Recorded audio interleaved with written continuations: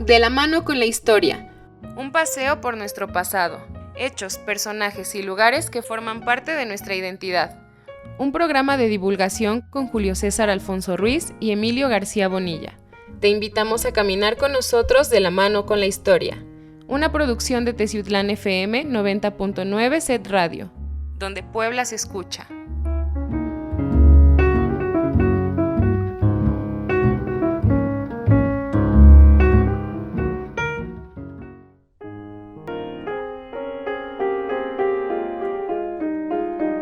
¿Qué tal amigos? Muy buenas tardes, los saludamos en su programa de la mano con la historia, como todos los miércoles de 6 a 7 de la tarde. Emilio García Bonilla, buenas tardes. Buenas tardes, Julio César Alfonso Ruiz, amigos y amigas que nos escuchan, una vez más en este programa que estamos emitiendo desde el Sistema Estatal de Telecomunicaciones, SET Radio, XHTZ del 90.9 Teciutlán FM, donde Puebla se escucha, con cabina de transmisiones en la antigua estación del ferrocarril de Teciutlán, y les recordamos como cada semana que están abiertos los números para llamadas el 231-329-73, para mensajes el 231-100-15-79. Esta es una emisora integrante de la red de radiodifusoras educativas y culturales de México y pueden escucharnos a través de redes sociales, Facebook y Twitter en @teciutlanfm, así como escucharnos en vivo a través de la página web www.setpuebla.mx/home/radio en vivo. Así es amigos y amigas, el día de hoy tenemos un programa especial dedicado a la salud y a la salubridad de nuestra ciudad de Teciutlán. Vamos a hablar un poquito sobre cómo la salud ha sido un papel importante en el desarrollo de nuestra comarca y cómo ha ido avanzando hasta concretarse en la infraestructura de la cual hoy gozamos y de la cual también tenemos que cuidar para que perdure y también sea un legado para el uso de generaciones que van haciendo y de toda la sociedad que requiera estos servicios. Así es, amigos y amigas, sin duda el tema de la salud es uno de los temas fundamentales para cualquier sociedad. Es realmente importante el cuidado de la salud de los ciudadanos, de los habitantes de una demarcación, y lo hemos constatado en los últimos meses, en el último tiempo en el que hemos estado observando esta dolorosa situación de la pandemia que ha afectado a tantas familias de nuestra región, y sin duda también destaca ahí el combate en primera línea de los médicos, de las enfermeras y de otras personas encargadas de este trabajo de la seguridad sanitaria en nuestra región. Por lo tanto, el día de hoy estaremos compartiendo algunos datos, alguna información de interés para todos ustedes acerca de los hospitales, de los médicos, de las boticas o farmacias y también de la actividad tan importante como lo es la enfermería a lo largo de la historia de nuestra ciudad y región de Teciutlán. Así es amigos y amigas, uno de los primeros datos que tenemos en torno a un intento de nosocomio u de hospital y o clínica en nuestra comarca se tiene en los datos que Alonso de la Mota, obispo de Tlaxcala, recopiló hacia 1606 en su visita a esta región y a otras comarcas tanto del Valle de Puebla como de la Sierra Norte y Nororiente del estado de Puebla. Y bueno, él nos dice que en la sección llamada Mezcalcuautla, en propiedad de la señora Josefina Gavilán, existía pequeñas chozas en donde se utilizaba la medicina tradicional por parte de los nativos para curar enfermedades menores como dolores estomacales, dolores de cabeza o alguna cuestión muscular o de los huesos. A su vez menciona que en lo que ahora sería la sacristía de la iglesia de San Miguel Arcángel de esa misma comunidad, existe un médico del clero que se encarga de dar los santos óleos y de consultas elementales a la ciudadanía de esa zona y parte de la ciudad de Teciutlán, los cuales en casos de gravedad eran enviados por diligencia hacia el hospital también de San Miguel, ubicado en la comunidad de Perote. Y bueno, este es quizá el primer dato que tenemos del uso tanto de la medicina tradicional como de la naciente medicina científica en nuestra ciudad o en los inicios de nuestra ciudad. Recordemos que después de 1600 también hubo muchos embates de varias enfermedades como la escarlatina, tenemos lo del cocolistli y también tenemos ahí otro tipo de influencias que padecieron en los años 1700 y 1600. Pero ya entre los datos existentes dentro de los archivos históricos y bibliográficos y narrativas, después del México independiente, tenemos que en 1848 arribó un extranjero llamado Amado Mayadón Roquever. Quizá muchas de nuestros radioescuchas recordarán este apellido ligado al arte y la cultura, principalmente de esa casona ubicada en Zaragoza 406. Este personaje era oriundo de Bordúo, Aquitania, quien llegó a esta ciudad para establecerse y ofrecer servicios farmacéuticos, contando con un salvoconducto del entonces Napoleón III. Esto con la finalidad de ofrecer sus servicios y tener el permiso de las autoridades correspondientes en nuestra ciudad. Este personaje poco a poco fue ganando credibilidad en la región y en la ciudad, al punto de tener personajes de diferentes latitudes de Tierra Caliente, del interior de la sierra y del Valle de Perote, acudir a sus servicios. Pero hay algo muy interesante, que durante la intervención francesa, este personaje y el inmueble que citaba en 406 fue testigo de la presencia del austriaco Julio Haxiger, quien estuvo herido tras un combate que tuvo entre los meses de mayo y junio en el barrio de Choloco de 1862 y fue atendido por Amado Mayadón Roquever, quien fue encargado, por así decirlo, como médico de cabecera de este personaje durante su paso por nuestra ciudad en esos meses de mayo y junio del 62. Pues bien, hacia el 10 de marzo de 1863, el diario El Ilustrado menciona que en Teciutlán se habían instalado juntas protectoras militares para la expedición de hospitales y la capacitación de señoras para ayudar a las enfermeras a realizar las curaciones y el reparto de los víveres de alimentación para los enfermos.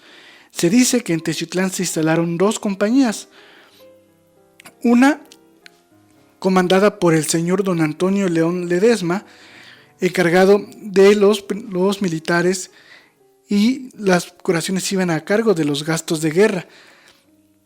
En cambio, uno de interés social o civil, que sería, por así decirlo, el primer hospital civil de nuestra ciudad, estaría a cargo del señor general Marcos Lamadrid, y este personaje se encargaría de dar visita a los enfermos y a sus familiares que se encontraban en el hospital para dar cuentas hacia las autoridades militares y gubernamentales de la época del servicio y del empleo de las medicinas que llegaban hasta nuestra ciudad, las cuales, por cierto, también eran bastante limitadas, según narran algunos de los documentos de este diario.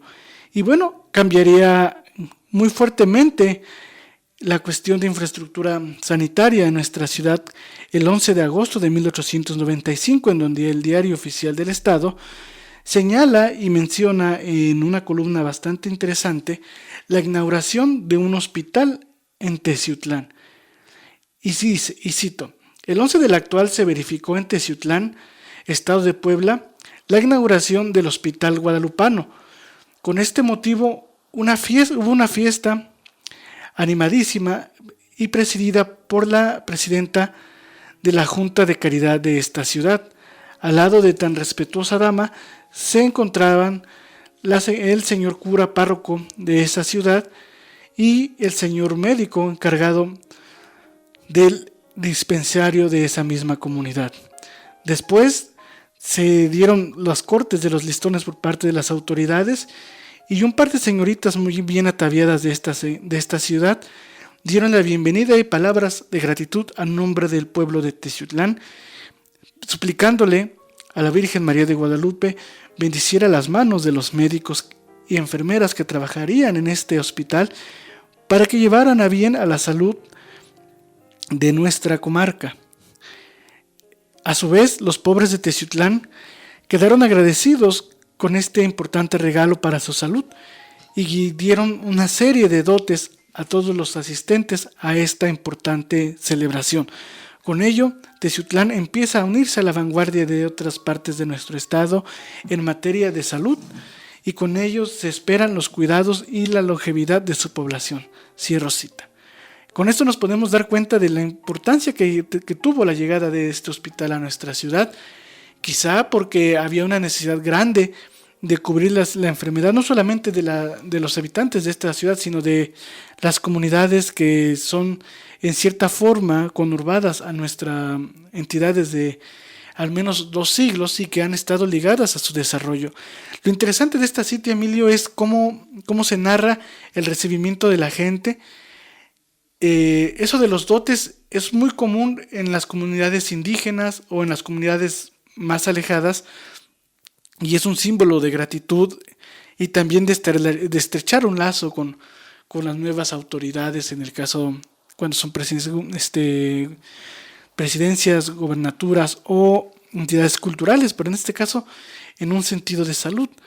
Es quizá para mí la primera vez que cuando leí este dato se me hizo muy curioso, porque no es tan común que a los médicos en las comunidades les regalen, principalmente en estas de zonas nahuas, elementos de dotes en gratitud. Eso sí me fue muy curioso. Pero aquí hay algo también muy interesante en torno a cómo esta infraestructura benefició a nuestra ciudad y cómo se ligó a la fe católica la cuestión del cuidado de la salud. Sabemos bien que en materia de sanitaria o en materia de salud, de salubridad, siempre se busca una imagen a la cual encomendar pensamientos, oraciones, para buscar la sanación de los enfermos.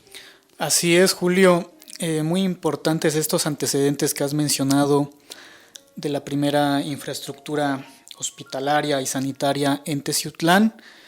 Y si bien es cierto que el que hoy conocemos como Hospital Guadalupano es el primer nosocomio ya en forma que se instala en nuestra ciudad, hay que remitirnos unos años antes para ver sus antecedentes, su origen, porque en el libro de don Manuel Rodríguez Lapuente, llamado Historia de Teciutlán, una exploración a través de 400 años, él menciona que en 1886 un grupo de damas formaron la Junta de Caridad de Señoras de la Confederación de San Vicente de Paúl.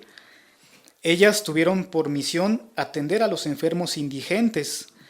Era un grupo de aproximadamente 60 señoras y señoritas que prestaban sus servicios de forma voluntaria, atendiendo aproximadamente a 150 enfermos. Pero en ese momento lo que ellos hacían era visitar a esos enfermos a sus domicilios o al lugar donde estuvieran postrados o en cama.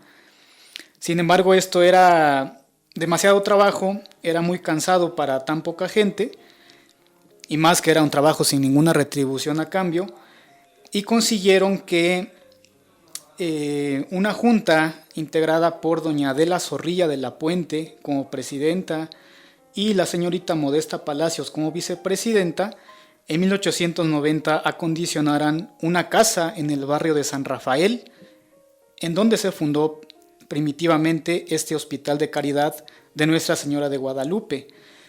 Esta casona del barrio de San Rafael estuvo ubicada en la actual calle Guerrero, donde hoy se encuentra una universidad conocida, y que durante mucho tiempo ese lugar fue denominado como el Hospital Viejo.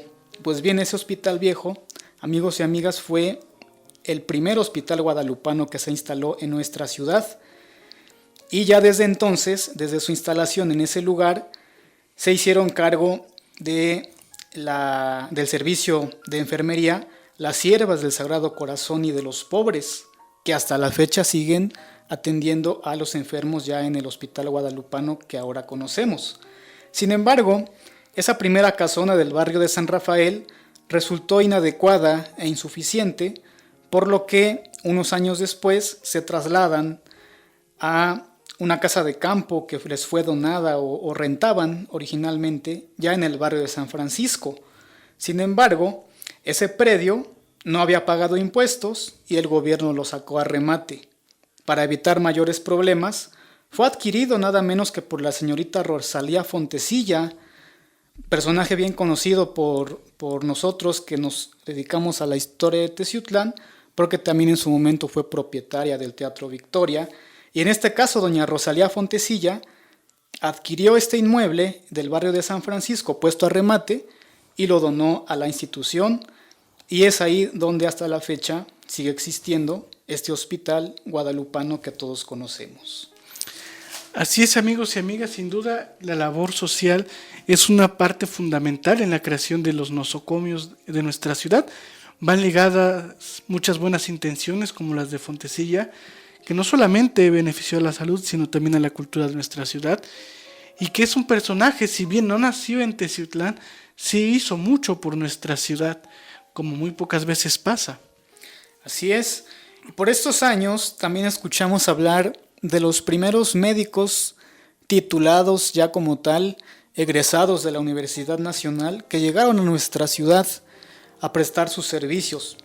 El primero de ellos fue el doctor Manuel de la Fuente, oriundo de la Ciudad de México, quien llegó a nuestra ciudad de Teciutlán en 1886 para ejercer su profesión en toda esta región. Al ser el primer profesional de la medicina de aquel entonces, pues era muy recurrido por muchas familias, principalmente familias que tenían capacidad económica para mandarlo a llamar desde sus ranchos en Tierra Caliente y que él se trasladara hasta allá a pie o a caballo, cruzando las brechas que salían del barrio de Aguateno. A Papantla se hacía 2 jornadas de camino, y en fin, era una actividad que ahora se nos antoja hasta heroica o apostólica, porque recorrer esos caminos con las inclemencias de aquel entonces en la cuestión del clima o de las lluvias, pues sí, realmente que era muy difícil. El doctor de la Fuente prestó sus servicios en Teciutlán durante muchos años, hasta que murió en 1938. Fue uno de los doctores más estimados de la región y que se le recuerda precisamente por ese mérito que tuvo de ser el primer médico titulado en ejercer la medicina aquí en Teciutlán.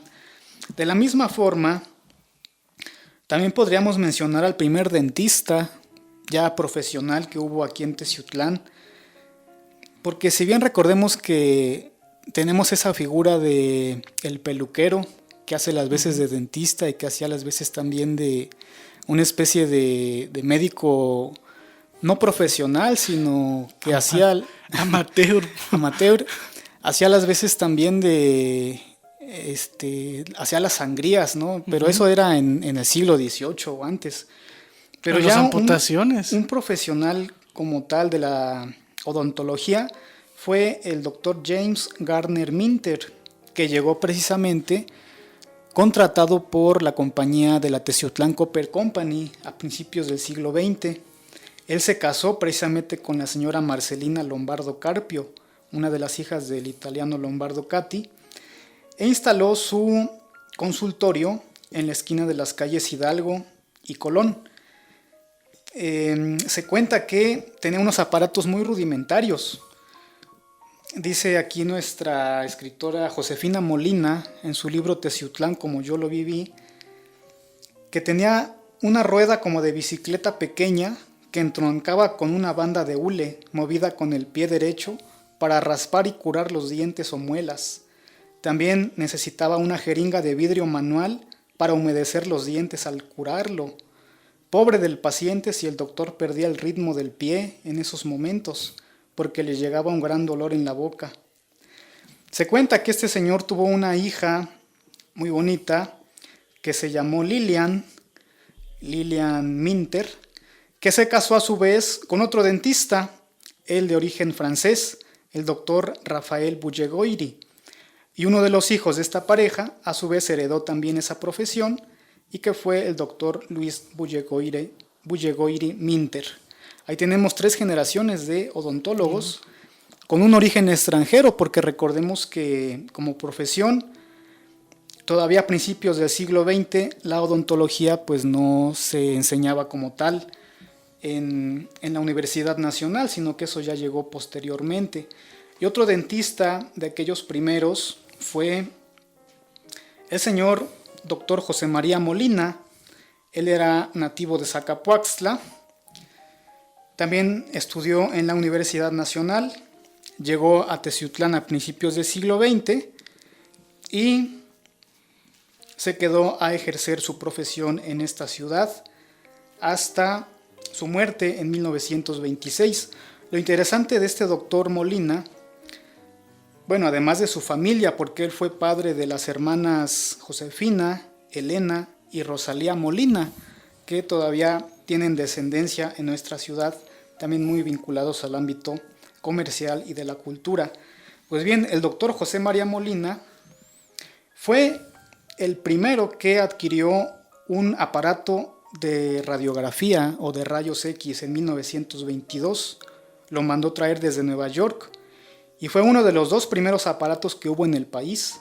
Uno se instaló en el Hospital General de México y el otro llegó a Teciutlán. Sin embargo, ese trabajo con la radiación, sin contar con la protección debida de chalecos de plomo, como actualmente se usa, le provocó un cáncer en la piel, que fue la causa de su muerte en enero de 1926. Así es, amigos y amigas, indudablemente la labor de la medicina y de sus variantes han ido transformando también a las épocas. Seguramente fue muy revolucionario ver el actuar de esa máquina de rayos X en la ciudad y también en la región, porque con ello concurrieron nuevamente toda la gente de las zonas conurbadas a obtener estos servicios de salud que solamente Teciutlán contaba con la llegada de esta máquina. Pero además también la cuestión de las odontologías por parte de extranjeros nos habla de lo que ya hemos venido comentando en muchos programas, esos movimientos migratorios que conformaron lo que hoy conocemos como Teciutlán. Así es, y ya para principios del siglo XX comienza a ser necesario un nuevo hospital de mayor infraestructura y de mejores instalaciones. Y es así que el 15 de septiembre de 1910, con motivo del centenario de la independencia de nuestro país, se inaugura por parte del jefe político del distrito, señor Francisco Machorro, el Hospital Morelos, allá muy cercano al Panteón. Este hospital, en ese entonces conocido como Hospital de Sangre, estaba destinado a atender a heridos, ya fuera por accidentes o víctimas de un hecho delictuoso, razón por la cual estos heridos de sangre no podían ser atendidos por las religiosas del Hospital Guadalupano.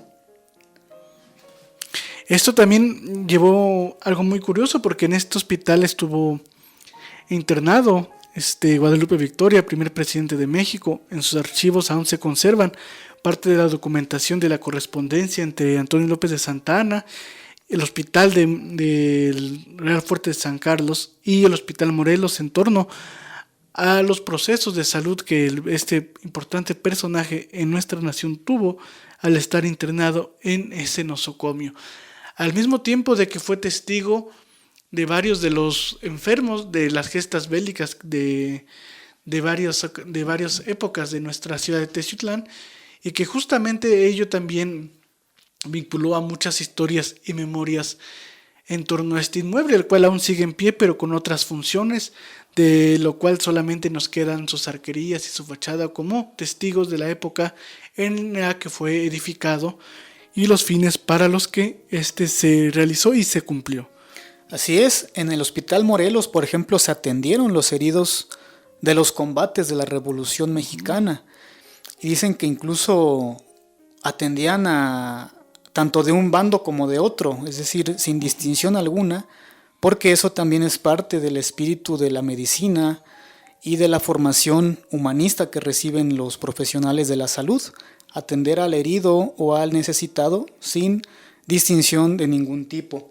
Y fue también en el Hospital Morelos donde se atendieron algunos de los enfermos de la gripe española de hace 100 años, de 1920, aquella pandemia terrible que azotó a nuestra ciudad y que en el peor de las fechas se contaban pues decenas de muertos al día. En el libro del señor Fidel Espino, hermano de Clavillazo, ahí se refiere cómo cuando se llega a conocer que había llegado esta epidemia a nuestra ciudad, se formó una junta de 3 médicos, los 3 médicos más prestigiosos de aquellos años de 1920, que eran los doctores Manuel de la Fuente, Jesús Duarte y León Trigos. Ellos irrumpieron en una sesión de cabildo que se estaba realizando con toda normalidad y pidieron la palabra para hacer del conocimiento del cabildo teciuteco que había llegado la epidemia a Teciutlán y que había que tomar medidas de urgencia para evitar su propagación, como lamentablemente ocurrió. Cuando ya había muchos casos de contagios, también recordemos que hubo hoteles que se usaron como hospitales improvisados y también fue enviada desde la ciudad de Puebla una brigada sanitaria que se encargaba de recorrer las casas y las calles de Teciutlán para atender a los enfermos durante esta epidemia. Y bien, en esos años 20 también tenemos noticias de algunos establecimientos relacionados con la salud en nuestra ciudad, comenzando con los consultorios más afamados de aquel entonces, de 1928, la mayor parte de ellos ubicados en la avenida Central Hidalgo, como era el caso del consultorio del doctor Santiago Carter, cirujano dentista, que era vecino a su vez del doctor Rodolfo de Mucha, quien se anunciaba como egresado de la Facultad de México, ambos con el consultorio en la Central Hidalgo, números 53 y 55 respectivamente.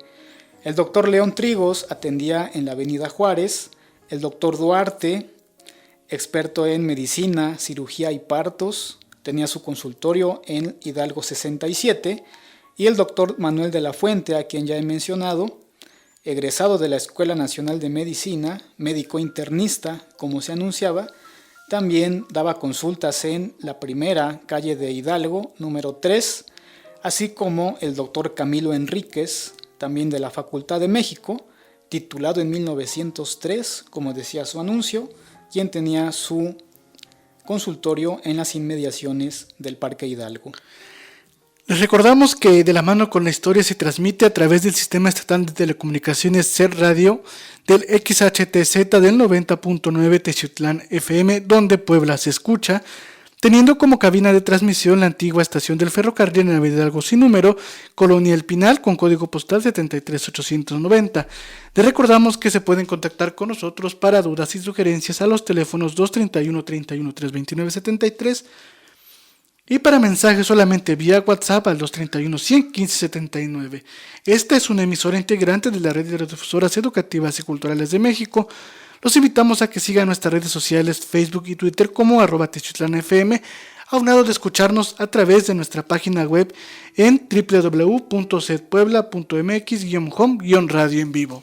Y bueno, amigos y amigas, justamente en este proceso de la infraestructura hospitalaria sabemos que con el paso y el crecimiento de la demografía propio del desarrollo de las comarcas y de los alcances económicos, culturales, políticos y sociales que van adquiriendo a lo largo y ancho de su desarrollo, van requiriendo de crear nueva infraestructura para atender las nuevas necesidades.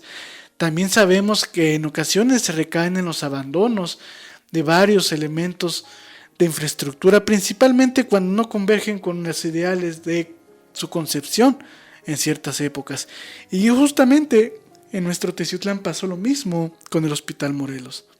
Así es, el Hospital Morelos vivió una etapa de bonanza, era el mejor hospital de la región, pero como pasa con muchos proyectos, se fue deteriorando, fue dejándose en el abandono por parte de las autoridades en turno. Y quiero mencionar aquí al doctor Rubén Marín, quien fue un médico que llegó desde la Ciudad de México. Él había nacido en 1910 y se instaló en Teciutlán en 1940. Él también llegó en su momento atraído por la compañía minera de aquel entonces. Pero ya después, cuando él se regresa a la Ciudad de México, él escribe sus memorias, que son muy interesantes, se publicaron. El libro se llama Los otros días, apuntes de un médico de pueblo, publicado originalmente en 1962, y él ahí nos da a conocer buena parte del ambiente que se vivía en Teciutlán, relacionado con su quehacer de médico en esta región. Él describe a Teciutlán de una forma muy cruda, muy humana, porque muestra todo el ambiente que había de pobreza, de necesidad, de miseria. Y entre otras cosas, él nos menciona algo del Hospital Morelos que me voy a permitir compartir con todos ustedes. Él dice: Hospital Morelos, el del municipio, es viejo y triste, con esa tristeza melancólica y polvorienta de lo que ha venido a menos. Se alza un gran pórtico alto, con pretensiones clásicas, todo de esa cantera rosada de que se hacen las casas de Teciutlán. Tiene sus 4 columnas del orden dórico y su frontón, y un ancho vestíbulo, algo frío, como si llegara uno al teatro vacío. Pero no contesta el interior con la portada. Atrás desciende una vasta escalinata que resuelve el desnivel del terreno y se abren a los lados las enfermerías, largos galerones de altísimo techo, y esos brazos abriéndose circundan el patio y su fuente. Atrás, al fondo, se abre una puertecita que da a un campo que debía ser una huerta y que ha devenido en gallinero y en estercolero. Justamente en este tipo de cuestionamientos, mucha de la infraestructura creada en el Porfiriato para los hospitales también tenía que ver mucho con la cuestión ornamental y de ostenticidad para llamar la atención de los visitantes y mostrar un México moderno y en progreso. Lastimosamente, como hemos señalado en minutos anteriores, esto también no favoreció en su cuidado, porque su mantenimiento era caro, más caro de lo que se requería incluso para llevar a bien las actividades propias de este hospital. Así es. Bueno, continúo con la lectura que perdí durante un momento. Dice que donde debía ser una huerta, había degradado en corral y en estercolero, invadido por un grueso yerbazal, donde osa media docena de cerdos y cacarean misérrimas gallinas. Quizá en su tiempo porfiriano, nos dice Rubén Marín, el hospital bien cuidado y mantenido se mirara proporcionado a las exigencias que debió llenar. Ahora es una inminente ruina, condenado por la pobreza y por la incuria lamentable del municipio. Los tejados tienen agujeros por donde gotea la lluvia en las salas desoladas. Los catres de hierro, patituertos, naufragan en aquella agónica grandeza de las salas, con tablas por colchones y jergas, costales o harapos por cobijas. Es decir, el ambiente en este Hospital Morelos, que en 1910 había sido inaugurado, pues era realmente deprimente ya para principios de los años 40. Y no solo ese hospital, también el Hospital de Caridad o Hospital Guadalupano de aquel entonces. El propio doctor Rubén Marín también nos comparte una escena de este Hospital Guadalupano, donde él dice que todos los muebles eran dispares, de repelo. En el lugar de honor estaba una fotografía amarillenta con 2 filas de señoras bien vestidas, las fundadoras del hospital. De ellas ninguna vive hoy, pero el pequeño hospital de pueblo vive todavía. Esta condición de vivir las cosas cuando quienes las crearon ya se han muerto es una manera de seguir siendo uno en lo que deja. Allí está el hospital pobre, pobre de siempre, desde que nació, persistiendo y bregando en la lucha contra la miseria, la indiferencia, el diminuto egoísmo de la gente.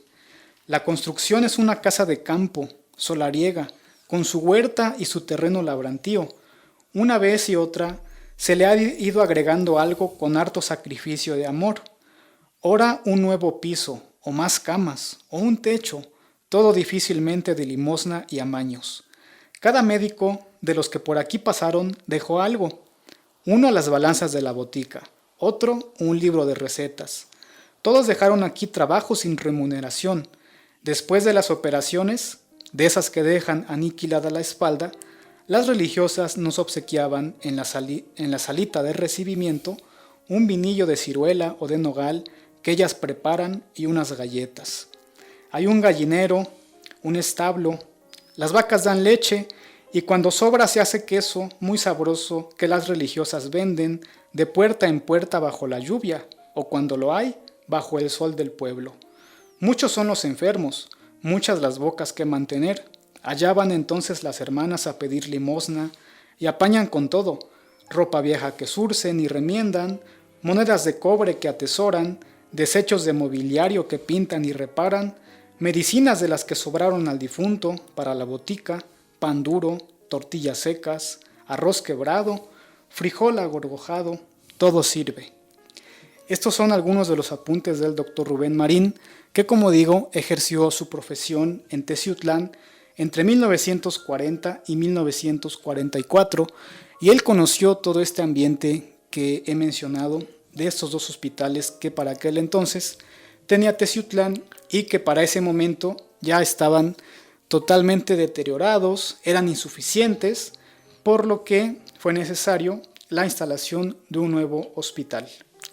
Así es, amigos y amigas, y justamente este hospital llegaría de la mano, justamente en una de las épocas doradas para nuestra ciudad, a raíz del establecimiento en los máximos poderes del Estado y la nación, de hijos de ahora considerados ilustres de estas tierras, como lo fueron los hermanos Ávila Camacho, de los quienes ya hemos hablado mucho y se habla mucho en nuestra ciudad, que justamente durante estos años llegaría el hospital regional que muchos de nosotros conocimos y que no hace poco cambió de funciones. Así es, como también cambió de funciones el Hospital Morelos, porque ahora, como algunos han de saber, es la cárcel municipal, es el cerezo de aquí de Teciutlán. Y el Hospital Regional se inaugura un 1 de noviembre de 1945 y se le da el nombre a título póstumo del general Maximino Ávila Camacho, quien, como bien mencionas, Julio, había sido uno de los principales gestores para su construcción, precisamente ahí en el barrio del Carmen, donde durante muchas décadas brindó servicio a muchas personas de toda la región de Teciutlán, y que también en algún momento, desde marzo de 1948, los servicios de enfermería estuvieron a cargo de una congregación de religiosas, de las siervas de la Santísima Trinidad y de los pobres, que también prestaron su servicio en este hospital regional Maximino Ávila Camacho. Y también hay que mencionar las boticas o las farmacias de aquel tiempo, muchas de ellas de mucha tradición familiar, de mucho renombre en su momento, porque eran de los pocos establecimientos que ofrecían la venta de estas sustancias químicas, farmacéuticas, que ahí mismo las preparaban, hacían ahí las mezclas, hacían ahí las soluciones. Todavía era muy poco común ver los medicamentos de patente ya en cajas, ya en cápsulas, sino que eran ahí casi unos laboratorios donde se pesaban las sustancias, se combinaban y se ofrecían al público envueltos en papelillos, en papelillos blancos o de papel de estraza. Tenemos la botica Núñez, quien se anunciaba y ofrecía un completo surtido de medicinas de patente y oficiales, esmero en el despacho de las recetas de los señores facultativos, precios módicos, limpieza y prontitud. Su responsable era el señor Jesús Núñez y se encontraba en la avenida Hidalgo. También en la avenida Hidalgo la botica Guadalupana, en la esquina de Hidalgo y Riva Palacio, completo surtido en medicinas de patente, perfumería y artículos de tocador, despacho esmerado en recetas, atendido por la señora Ignacia C., viuda de Mayaudón y sucesores. Esta era la botica que siguió la tradición de aquel patriarca de la familia Mayaudón que llegó a nuestra ciudad en el siglo XIX. También había una botica de la Cruz Roja que ofrecía los productos medicinales del doctor David Medina, como la lombricerina, el vermífugo purgante, la paludismina, polvos antipalúdicos, la cloroanemina, el tónico reconstituyente de primer orden y la dermatina para las afecciones de la piel. De la misma forma, la botica mexicana en Avenida Hidalgo número 21, atendida por el señor Juan Garcés, que también ofrecía surtido en medicinas de patentes, sueros y vacunas, así como la droguería y botica central, que esta, amigos y amigas, aunque era propiedad de la señora Rosaura, viuda de la Valle, era atendida por el señor Pompeyo Millán Vargas. Este señor fue padre de la doctora en letras Carmen Millán, una de las hijas ilustres de esta ciudad, y que en su momento se dedicó a la farmacéutica. Este señor Pompeyo Millán en la droguería y botica central, que creo que todavía existe. Así es. Además, justamente este tipo de bóticas llevaron a cabo un servicio muy importante de que era el surtir medicamentos a nuestra ciudad. Muchos de ellos siguen vigentes, aunque ahora ya no tan afamados por la llegada de empresas de índole nacional. Uno de ellos, por ejemplo, es la Farmacia Medina, que incluso tenía un médico dando servicios de consultas. Y lo digo por experiencia porque muchas veces caí ahí.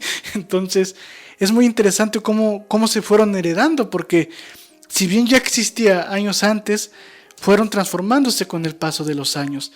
Aunado de ello, pues también nuestra ciudad fue creciendo, como lo hemos señalado, y lo señalamos siempre en el programa de La Mano con la Historia, y se fue requiriendo mayor cantidad de servicios médicos. Por ello, a raíz de los 40 se fueron también viendo muestras muy curiosas del desarrollo en el surtimiento de medicamentos.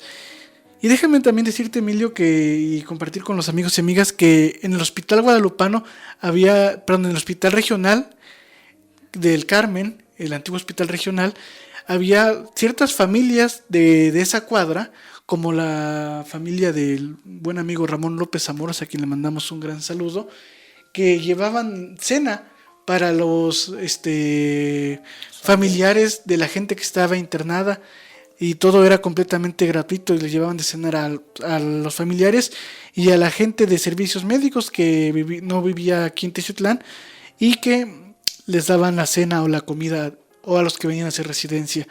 Por lo que podemos ver que la caridad también fungió como algo importante también ya en el hospital en las últimas décadas. Así es. Y también uno de los avances que ha tenido nuestra ciudad a través del tiempo ha sido la impartición de la enfermería, como ya sea carrera técnica o como licenciatura ya más recientemente. Tenemos que la primera institución ya establecida como tal, con más de 40 años de historia, es la Escuela de Enfermería Nuestra Señora de Guadalupe, Asociación Civil, que está vinculada con esta congregación religiosa que atiende en el Hospital Guadalupano. Ahí, desde, ya lo digo, hace más de 4 décadas, se han formado ya varias generaciones de enfermeras y enfermeros, y ya en los años 90 también se funda la Escuela de Enfermería Manuel Ávila Camacho, establecida en 1992.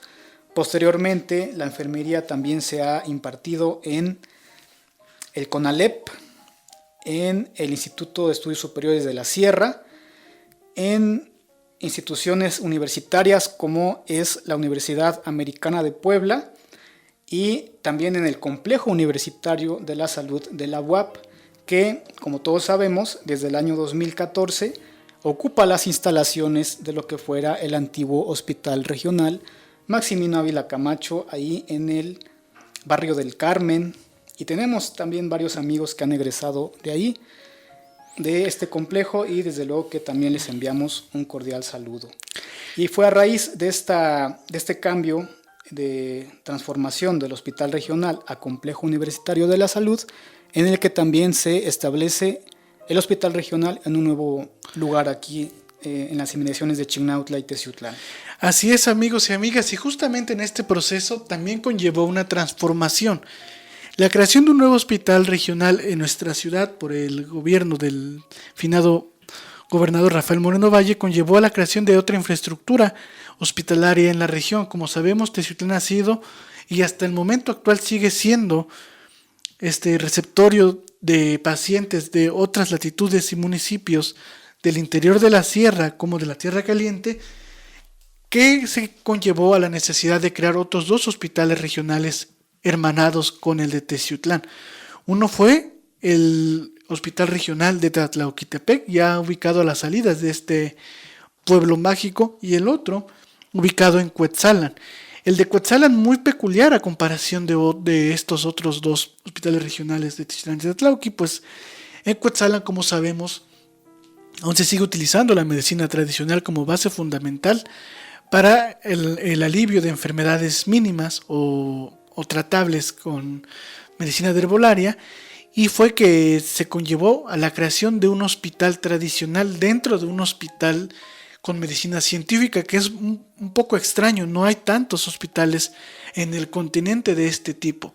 En Puebla solamente existe uno y es el de Cuetzalan, y en México solamente existen 7. Uno en Puebla, otros 2 en Oaxaca y el resto en Chiapas. A su vez, también la llegada del Complejo Universitario de la Salud fue con motivo de generar a los futuros médicos de estos inmuebles recién creados, y por ello en el Complejo Universitario de la Salud se imparte la carrera de medicina comunitaria o de médico cirujano comunitario, justamente para atender las necesidades de las comunidades de las sierras de Puebla y Veracruz, o de las comunidades marginadas de los lugares de los cuales provengan los educandos de esta facultad. Justamente en este proceso es de que se vio la necesidad de impartir lenguas maternas como el náhuatl y el totonaco, justamente para poder adentrarse a las comunidades. Y bueno, esto es algo muy interesante que conllevó a la transformación de estos hospitales regionales. A su vez, con ello también, como se ha notado y se sigue viendo en la actualidad, sobrepasan su capacidad, porque la demografía aumenta constantemente en estas regiones, y es por ello que se crean los centros de salud de servicios ampliados, mejor conocidos como CESA. Uno lo tenemos muy cerca de donde tenemos la cabina de transmisión, y que fueron hermanados en las regiones de Tlatlauqui, Cuetzalan, y recientemente una nueva corriente de centros de salud vinculados al sistema de bienestar. Pero a su vez también nos da cuenta de que la contingencia que vimos en la actualidad da necesidad de un segundo hospital regional para el caso de Teciutlán. Así es, amigos y amigas. Sin duda ha ido creciendo tanto esta infraestructura sanitaria y de salud en nuestra ciudad, que realmente ahorita sería difícil dar un número exacto de cuántas clínicas hay, de cuántos consultorios, cuántos nosocomios. Pero Julio. Pero justamente en este proceso también tenemos que la llegada a nuestro municipio de una de las obras magnas en materia de salud que un teciuteco creó durante su gestión gubernamental, como es el Instituto Mexicano del Seguro Social, vinculado al sexenio de Ávila Camacho, y que en Teciutlán tiene 3 clínicas. Una se encuentra muy cerca del Tecnológico, cerca de donde se encuentra el pueblito minero allá en aire libre. Otra que se encuentra en San Cayetano, muy cerca de la finca de San Cayetano, y un tercero que justamente fue inaugurado por otro mandatario de la República, como lo fue Felipe Calderón en el año 2007, en el barrio del Fresnillo. Así es, y entre las clínicas particulares que también podemos mencionar y que se tienen registradas en la historia, pues está la Cruz Roja Mexicana, Delegación Teciutlán, que tiene como fecha de fundación el 15 de agosto de 1936, aunque su establecimiento en el lugar que todos conocemos actualmente, en lo que fuera la plazuela de San Rafael, data aproximadamente de los años 60. De la misma forma, en 1985 fue establecida la Unidad Médica La Paz, ahí en el cruce de las calles Cuauhtémoc con Lombardo Toledano. Y hablando de este último personaje, también se tiene, incluso hay una placa que conmemora que Vicente Lombardo Toledano inauguró lo que en su momento se conoció como Sanatorio San Francisco del doctor Rafael Campos López, su amigo entrañable. Esta placa en mármol está fechada el 26 de febrero de 1961. Y hablando del doctor Campos, también hay que mencionar que muchos médicos, debido a su contacto tan estrecho con la población, a esa sensibilidad que llegan a desarrollar muchos de ellos, pues los ha llevado también a desempeñar una labor social y política muy importante a través del tiempo.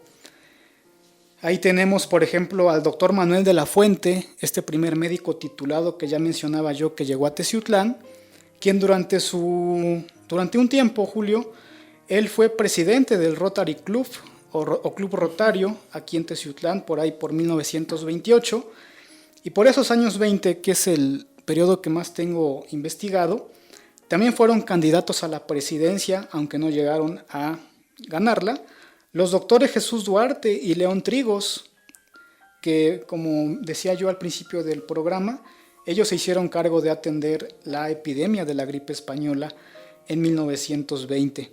Y ahí tenemos también al doctor Manuel Pascual Hernández, también un médico de renombre, quien dentro de su labor social, vinculada también con la educación, llegaría a ser el primer director de la Escuela Preparatoria Federal por Cooperación Antonio Udirac y candidato también a la presidencia municipal de Teciutlán.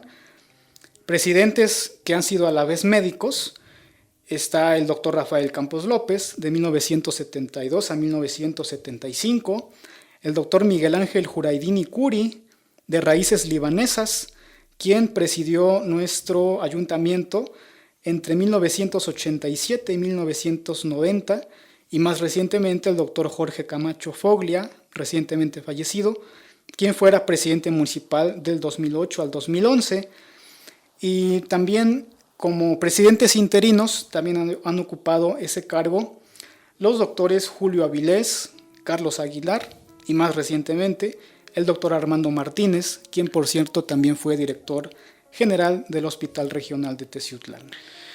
Así es, amigos y amigas, con este paso a lo largo del programa De la Mano con la Historia, el día de hoy queremos mostrar un poquito de cómo la salud y la salubridad han sido una parte importante y un pilar para el desarrollo de nuestra ciudad. Recordándoles que nos encontramos quizá en el momento más difícil de esta pandemia y que tenemos que redoblar esfuerzos para el cuidado, el uso del cubrebocas, no exponer a los infantes a este virus que sigue cobrando víctimas en nuestro país y en nuestra región. Y les recordamos que transmitimos desde el Sistema Estatal de Telecomunicaciones CER Radio XHTZ del 90.9 Teciutlán FM, donde Puebla se escucha, teniendo como cabina de transmisión la antigua estación del ferrocarril en Avenida Hidalgo sin número, Colonia El Pinal, con código postal 73890. Les recordamos que se pueden comunicar con nosotros para dudas y sugerencias a los teléfonos 231-329-73 y para mensajes solamente vía WhatsApp al 231-115-79. Esta es una emisora integrante de la red de radiodifusoras educativas y culturales de México. Los invitamos a que nos sigan en nuestras redes sociales en Facebook y Twitter como @TeciutlanFM y a través de nuestra página web escucharnos en www.setpuebla.mx/home-radio en vivo. Así es, Julio César Alfonso Ruiz, llegamos al final de este programa, que sin duda ha sido muy interesante hacer este recorrido, aunque sea breve, por la historia de la salud y la infraestructura sanitaria en nuestra región y municipio de Teciutlán. Nos escuchamos la próxima semana.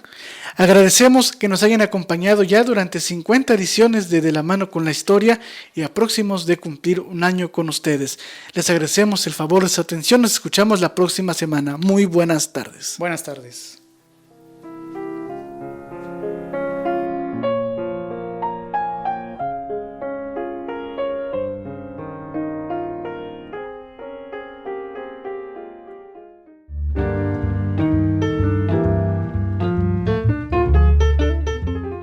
Paseando por la historia de esta región y estado, llegamos al final de esta edición. Nos escuchamos con libreta en mano el próximo miércoles para seguir caminando de la mano con la historia. Una producción de Teciutlán FM, 90.9 Set Radio, donde Puebla se escucha.